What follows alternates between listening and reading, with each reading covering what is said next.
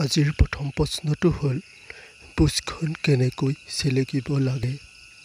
ইয়াৰ উত্তৰটো হৈছে ওপৰৰ পৰা তললৈ চেলেকিব লাগে আৰু ফুটাটোত জিভাখনেৰে লিকলিকাই দিব লাগে। ২ নম্বৰ প্ৰশ্ন হ'ল বোৱাৰীবোৰে কি পজিশ্যনত চুটিলে বেছি সন্তোষ পায়। উত্তৰটো হ'ল ডগী ষ্টাইলত, কাৰণ এনেকৈ চুটিলে কণীটো বুচৰ গুৰিলৈকে সোমাই যায়।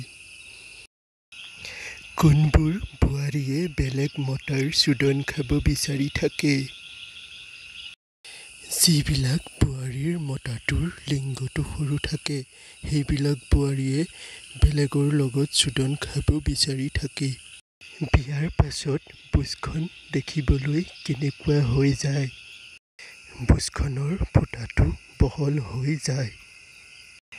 কেনেকুৱা দিনত চুটি ভাল লাগে।